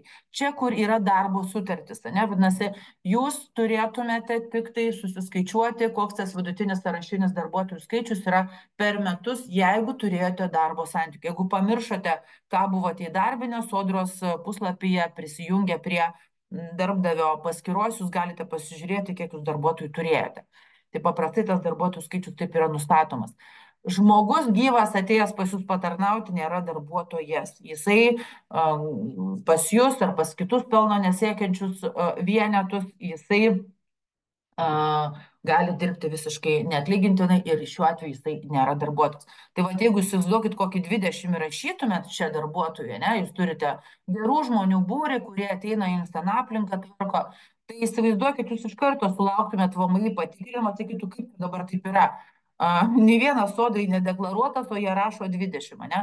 Tai turėkit, kaip sakoma, išminties ir nepatingėkit paskaityti deklaracijos pildymo tvarką. Nu, čia aš kalbu tie, kurie yra ne buhalteriai, ne? Nes kartais jiems darbuotojas atrodo, jeigu kažką dirba, tai jis yra ir darbuotojas. Tai turbūt akcentas būtų. Dabar mokestinis laikotarpis, tai yra metai paprastai, jeigu nesat šviežiai įkurti arba jau užbaigėte veiklą. Tai jeigu jūs jau eilę metų veikiate, tai čia mes apie 23 metus dabar kalbame, būtų nuo 23 metų sausio 1 iki 23 metų gruodžio 31. Čia 6 laukelio pildymas būtų. Tada 7 laukelį nepildote, nes jūsų veikla neužsibaigia arba neprasideda šiais metais. Tada 13 laukelių arba ten kaip pildysite. Reikėtų N raidelės, neteikėte FR0528 formos ir 438, reiškia, kam jūs ten priklausote, ne, arba kas jums priklauso. Nors kažkas, kas rašėte man apie dividendus, vat gali būti, kad jūs pildysite FR0438 formą, nes čia yra ataskaita apie kontroliuojamus ir kontroliuojančius asmenys. Jeigu 25% akcijų kažkieno esate įsigiję, čia reikėtų pildyti šitą formą. Tada 13A, 13B laukelį greičiausiai nepildote, ten į užsienį jokio turto neperkelinėte ir didelių palūkanų negaunate. Tai tiesiog užsipildę formą jums mes kartais klaidas. Aišku, jeigu nesat buhalteris, jums ten gerokai pagadins nervų sistemą, bet aš manau, kad truputėlį po truputėlį jūs ten tas klaidas susirasite ir jas ištaisysite. Dabar pati esmė, ką čia reikia įrašyti. Į šitą deklaraciją mes įrašome, dar kartą kartoju, komercinės veiklos pajamas. Dažniausiai aukų mes čia nerašome. Jeigu apskaitoju, jūs turite, pavyzdžiui, aukų surinkę, nu nežinau, 30 000 eurų per metus, tarkime, ne? O komercinės veiklos pajamų gavote, išrašėte dvi sąskaitas po 3000 eurų, vadinasi, jūs į šitą deklaraciją rašysite tik tai tas dvi sąskaitas po 3000 eurų arba bendroje sumoje 6000 eurų. Ir jeigu taip žiūrėti, kur jūs turite įrašyti, pavyzdžiui, išnuomojate kažkokį tai plotą, ne, ten yra 18 laukelis, pajamos už atliktus darbus, suteiktas paslaugas, ne, pavyzdžiui, 6000 eurų. Tie, kas turite kasos aparatus ir jais registruojate pajamas iš, pavyzdžiui, ten kokių religinių knygų pardavimo ar ten kokių kitų daiktų pardavimo, tada bus pajamos už parduotas prekes 17 laukelis. Šioj vietoj, kaip sakiau, mes rodome tik tą, ką įmušom į kasos aparatą, ką išrašėme, kokias sąskaitas už pajamas, už prekes arba už paslaugas. Na, jeigu turite kažkokį tai ilgalaikį turtą, ne, va 19 laukelis ir pardavėte tą, turėjote ten kažkokius suolus nenudėvėtus ar nudėvėtus, ne, ir pardavėte juos, tai tada, aišku, rašytumėte šitas pajamas. Čia, kur klausėte palūkanas, nu, čia kaip ir rašyta, kad reikia palūkanas deklaruoti. Bet dažnai, jeigu jūs neturite komercinės veiklos pajamų ir jūs turėtumėte tik tai palūkanas, paprastai niekas šitos deklaracijos dėl palūkanų neteikia. Šiuo atveju, jūsų atveju reikėtų tas palūkanas šį rašyti. Nes, nu, kaip čia minėjau, tai yra pasyvios veiklos pajamos. Dividendų čia praktiškai nėra. Aišku, galima būtų 16 laukelis, ne, vat apmokestinamosios pajamos be vertybinių popierių, išvestinių finansinių priemonių perleidimo pajamų, bet jeigu jūs akcijas kažkokias prekiaujate, šiuo atveju jūs jau tada, šiuo atveju nerašytumėt. Vėliau yra išvestinių finansinių priemonių perleidimo pajamos. Bet dividendų kol kas aš čia nematau, pažiūrėsim, galbūt ir toliau kažkur yra, bet kiek prisimenu, neturėtų būti. Tai va, tai čia įrašome tas pajamas. Kiek įrašėme pajamų, va čia yra esminė mintis, manau, tai yra svarbus dalykas, aš kokius kartų galbūt pakartosiu. Kiek įrašėme pajamų, va pavyzdžiui, 6000 buvo už paslaugas ir dar suprekiavot per kasos aparatą dar kokius 4000, ne? Tai reiškia, bendroje sumoje jūs komercinės veiklos pajamų turite 10 000 eurų. Kaip jūs šiandien ir klausėte, ar jūs galite šitas komercinės veiklos pajamas padengti jau patirtom išlaidom, pavyzdžiui, komunalinių paslaugų išlaidom ar kažkokiom kitom jūsų patirtom išlaidom. Aišku, turbūt lengviausia būtų, kur jūs turit kas mėnesį kažkokias išlaidas, ne, ir jas padengėte komercinės veiklos pajamom. Tai tikrai puikiausiai jūs galite, tarkime, jas padengti. Tai tam, kad mes galėtumėm parodyti išlaidas, nes jeigu jūs parodysite tik pajamą, šita deklaracija jums apskaičiuos mokėtiną pelno mokestį. Tam reikalui mums yra L dalis, šitos L priedas, galbūt reikėtų sakyti. Kada jūs atsidarysite elektroninio deklaravimo sistemą į šitą deklaraciją, jums ten daug priedų bus. Kai kuriuos reikės pašalinti, nes jūs jeigu matysite kitus priedus, tai gali būti, kad jūs ten nei užsienį jokių pajamų neuždirbote, nei dar kažkokių ten neturėjote sandorių. Dažniausiai mes pildome tik L priedą. Ir va čia Lietuvoje dažniausiai mes patiriame tas sąskaitas ir sąnaudas patiriame. Ir šiuo atveju pildote nuo pirmos eilutės ir čia jūs galite įvairiausių rūšių išlaidų turėti. Jums nereikėtų pildyti visų 18 laukelių. Jūs galite pasiimti, kad iš komercinės veiklos pajamų jūs dengiate tokias, nu, sakyčiau, reikšmingiausias jūsų sąnaudas. Ne? Va čia, kur yra rūšies kodas, kada jūs pildysite online arba fileriniai tą formoje, tarkime, šitą deklaraciją, jums iškris pasirinkimai ten susiję su veikla, ten ilgalaikio turto, nusidėvėjimas, ten darbo užmokestis ir taip toliau, arba kitos išlaidos, ne? Tai dažniausiai būna ten tos visos kitos išlaidos ir vienu ypu mes jas ir imam ir supildom tą vieną eilutę, ne? Tai jeigu pas mane ten buvo pajamų 10 000 eurų, aš turiu rasti išlaidom pagrindžiančiais dokumentais jau tikrai įrodančias išlaidas, Jeigu tikrintų, jūs turėsit pateikti tos išlaidus pagrindžiančius dokumentus ir jeigu iš čia įrašysite 10 tūkstančių eurų, uždirbom 10, išleidom 10. O šiuo atveju viskas yra tvarko. Bet jeigu jums daug sekasi uždirbti, o jūs neturite tiek išlaidų, tai pelno nesiekiančios organizacijos, įskaitant ir tradicinės religinės bendruomenės, turi teisę 2 metus kaip sakyti, panaudoti per ateinančius 2 metus uždirbtą pelną. Pavyzdžiui, gavote 10 tūkstančių pajamų, o išlaidų visiškai neturėjote, ne? Pagrindžiančių dokumentais.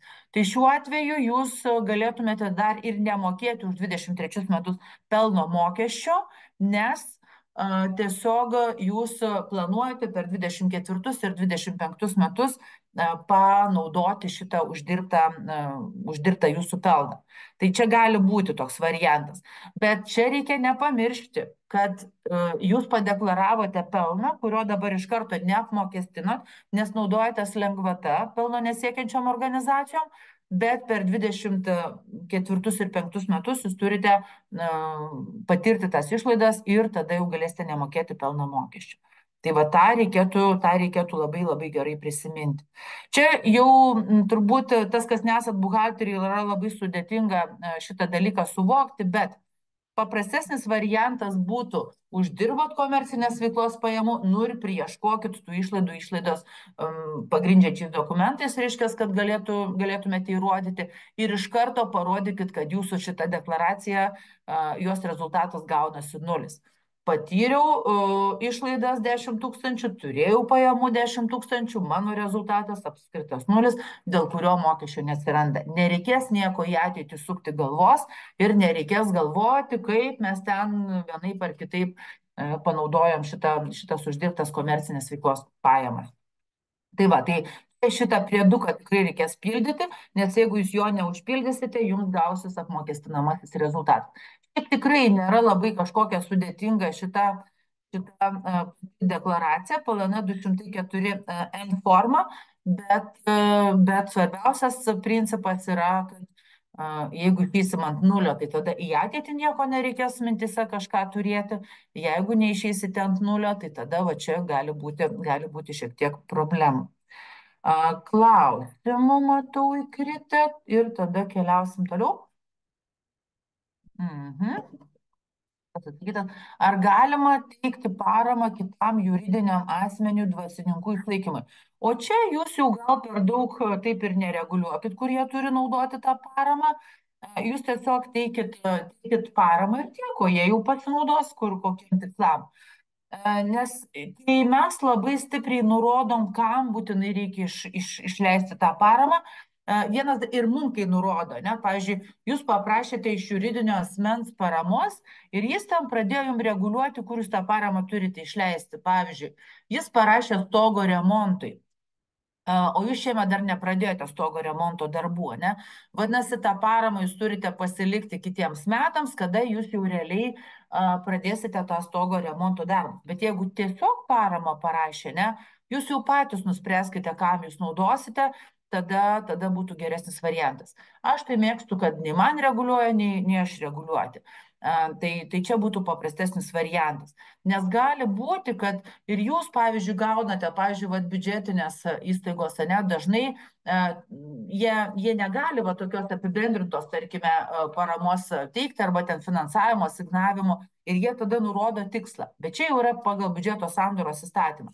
Bet jeigu mes tos laisvės turime daugiau, tai tiesiog jūs paprastai parašykite parama ir tiek. Gerai. Grįžtant prie metinės PLN 204 deklaracijos N formos. Tai dar sykį reziumuoju, aukų čia nerašom, nebent jūs aukas panaudojat ne pagal paskirtį, bet aš manau, kad jūs esate išmintingi ir jūs mokate aukas panaudoti pagal paskirtį. Jeigu neturite išlaidas pagrindžiančių dokumentų, va čia irgi toksai, sakyčiau, tokia paslaptis yra, kurios jūs niekur nerasit tiesiog parašyta aiškiai.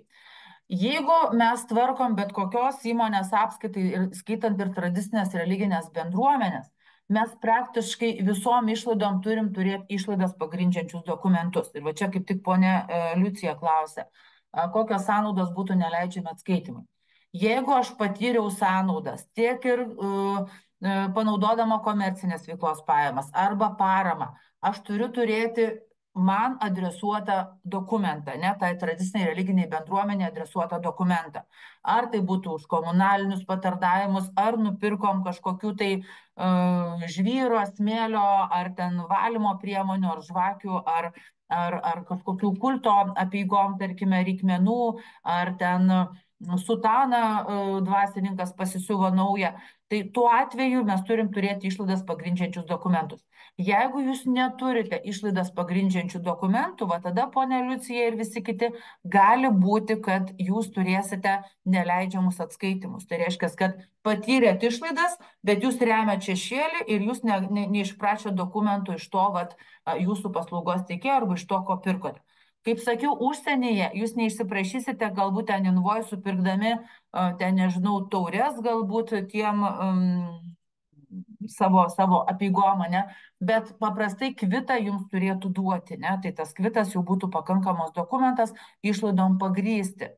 Matau, kažkas keliate rankas, kas keliate rankas, rašykite į susirašinėjimo langą. Tai grįžtam prie dokumentų, ne?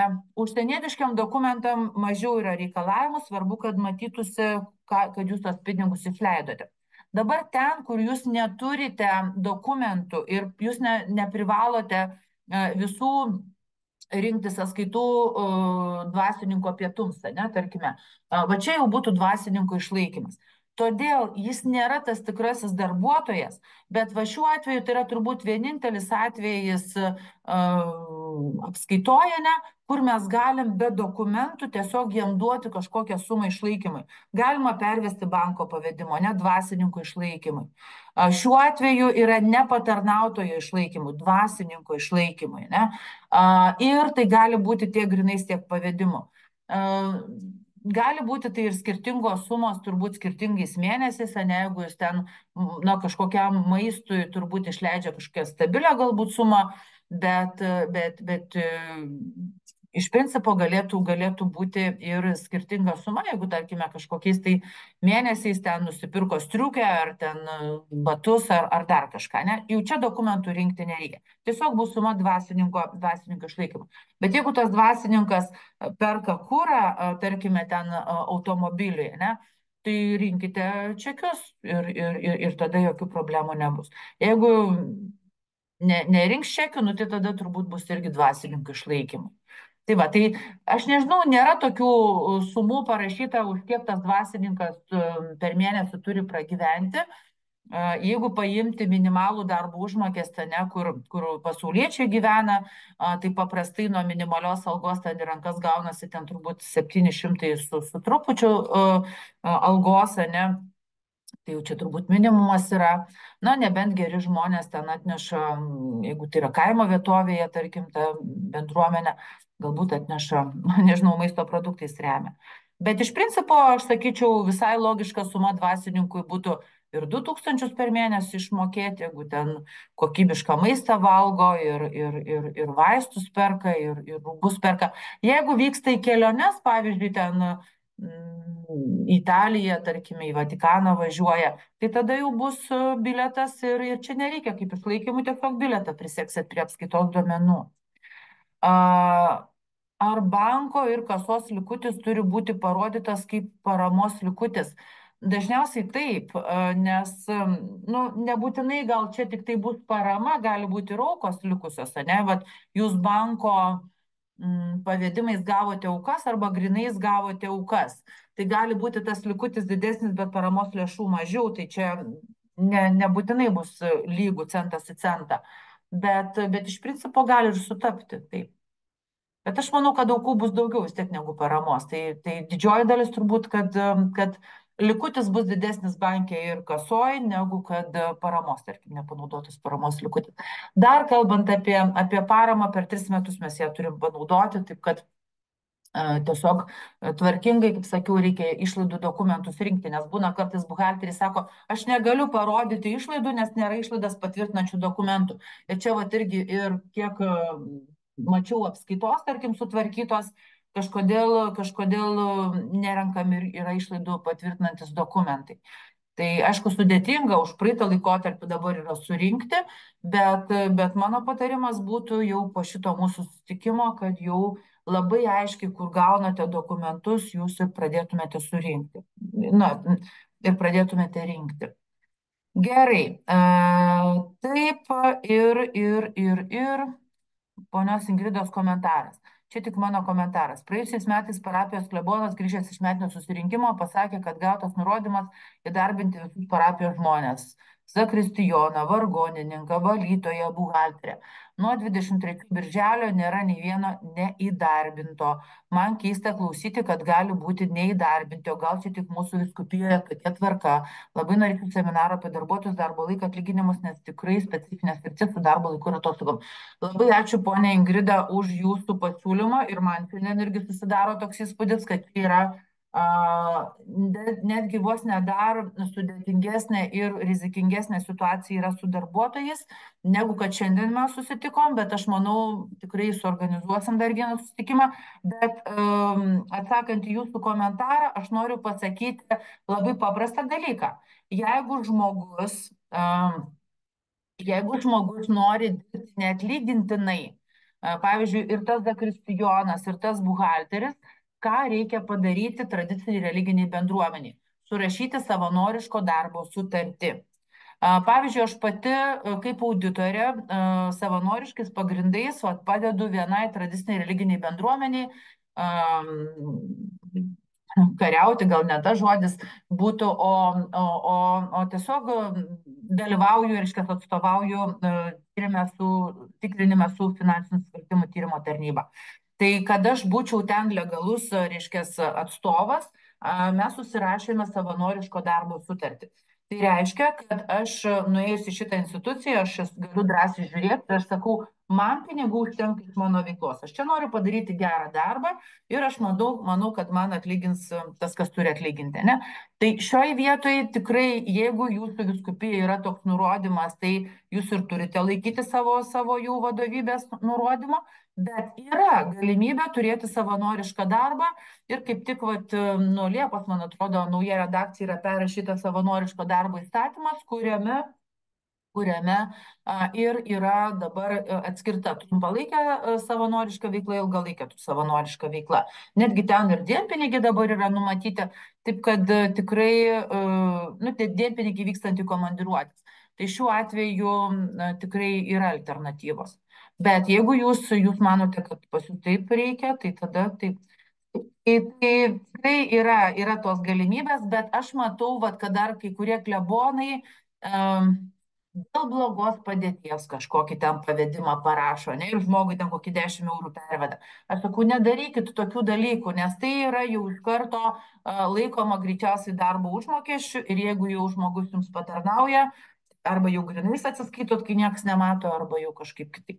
Tai arba jau darbina. Nu, čia ne mano tikslas šiandien mokyti sukčiauti turbūt ir čia ne su tais aš turėčiau kalbėti, ne, ir mano tikslas yra pasakyti, kaip teisingai ir tvarkingai reikėtų sutvarkyti apskaitą. Ir tada baigiant apie planą 204 deklaraciją, reiškia susideklaravus komercinės veiklos pajamas, nepamirštam komercinės veiklos sąnaudos, čia per visus laukelius neįsiu, nėra mano šiandien toks tikslas, bet tiesiog jūsų pačioj šitoj deklaracijoj turi gautis rezultatas mokėtinas 0, nes jūs tikėtina panaudojate komercinės veiklos pajamas.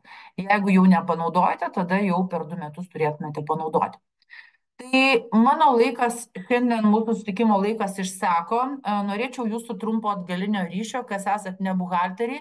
Ar buvo kas nors jums aišku? Aš paklausiu taip. Ar kažkas nors aišku? Ar čia yra tamsus miškas ir jūs suprantate, būdamas, tarkime, dvasininkui, jeigu esate toks, kuris klausote ar klausysite įrašą, vis dėlto, kad jums reikia pasikonsultuoti su buhalteriais. Ačiū, buvo aišku. Drąsiai sakykit, jeigu ir buvo neaišku. Tada mano patarimas būtų toks. Tikrai tarp jūsų parapiečių yra buhalterių. Nusiveskit už parankės reiškia, parodykit savo knygą ir paklauskite, ne? Tai va, tai ačiū Jums už tą atgalinį ryšį. Tie, kas nesuprato, tikrai nekankinkit savęs ir turbūt nereikia dabar buhalterinių mokslų jums baigti, jūs dirbkit savo darbus, ne, mūsų pasauliečiams reikalingos jūsų maldos. Bet kalbant apie tai, kad jūs esate dvasininkai, nesat nuo visko atleisti. Ir man labai apmaudu ir labai gaila, kai tenka dvasininkam tikrai sukti galvą, kaip išvengti teistumo. Aš kalbu, kad iki tokio lygio kartais būna prisidaryta problemų. Tai aš manau, kad mūsų šitas geras darbas jums bus naudingas.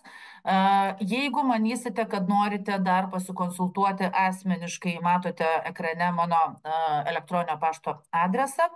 Galbūt suorganizuosim, nežinau, duosiu jums anketas užpildyti, galbūt jums klaus, ar reikia kažkokio dar kito ilgesnio seminaro, nes čia toksai buvo labiau apžvalginis, dar nevėluojant pateikti už 23 metus tinkamas ataskaitas ir deklaracijas, bet jeigu matote, kad jums iš principo reikia kažką savo apskaitoje keisti, jūs pradėkite tai daryti nuo šiandien. Nes būna, kad kol susivokia žmogus, dar praeina kažkiek laiko ir sako, vėl dokumentų nesurinkom, tai šitoj vietoj taip. Tai ačiū ir jūsų atgalinį ryšį. Kai kas, kur rašėte, kad kilo dar klausimų net ir buhalteriam. Šiaip buhalteriam dėl to daugiau kyla, dėl to, kad jie daugiau žino, ne?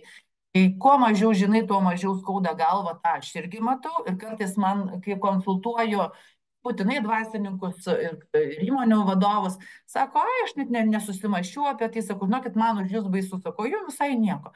Tai va, tai aš manau, kad šitas mūsų sutikimas yra jums toksai kaip ir perspėjimas, ko nedaryti, o aš tikiu, kad pas jūs susitvarkius apskaitą galėsite atsipalaiduoti ir susitelkti savo pagrindiniai veiklai, o jeigu dar prie jūsų tradicinių religinių bendruomenių yra įkurtos, tarkime, ar viešosios įstaigos, ar kažkokie pelno siekiantis vienetai, tai ten tikrai jau visai kiti dalykai turėtų būti ir niekas jums jau dvasininkų išlaikymui neleis kažkokių sumų nurašyti. Tai va šitoj vietoj jūs esate tikrai dar turite labai neblogą nišą, kur galima be dokumentų tam tikras sumas jūs nurašyti, bet visur proto ribose turėtų būti.